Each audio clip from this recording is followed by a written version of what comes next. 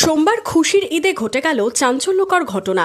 ঈদের আনন্দে মেতে ওঠার আগেই ঘটে গেল চরম বিপদ।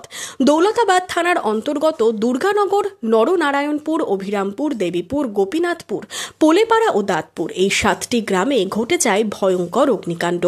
বিঘের পর বিঘে জমিতে জ্বলল আগুন। স্থানীয়দের দাবি, জমিতে মজুদ থাকা গমের খড়ে আগুন লেগে দ্রুত ছড়িয়ে যায় আশেপাশে।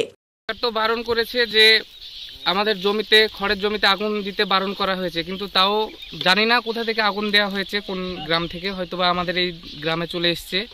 পুরো কয়টা গ্রাম নিয়ে বড় মাঠ? এটি প্রায় এটা 4-5টা গ্রাম নিয়ে মাঠটা আছে। পুরো গ্রামটাই আমাদের মাঠ। কালো ধোঁয়ায় ঢেকে যায় চারিদিক, পুড়ে ছাই হয়ে যায় বিঘের পর বিঘে জমি।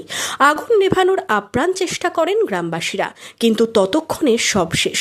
ভয়াবহ আগুনে গম, পটল, মুসুর, তিল, ভুট্টা সহ বহু ফসল নষ্ট হয়েছে।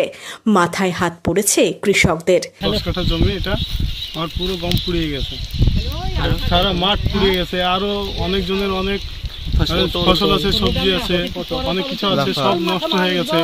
ঈদের দিনে এই মর্মান্তিক অগ্নিকাণ্ডের ঘটনায় শোকের ছায়া নেমে এসেছে ওই কৃষক পরিবারে। কিভাবে খড়ে আগুন লাগলো তা নিয়ে ধোঁয়াশায় ক্ষতিগ্রস্ত পরিবার। দৌলতাবাদ থেকে মিঠুন মণ্ডলের রিপোর্ট, মধ্যবঙ্গ নিউজ।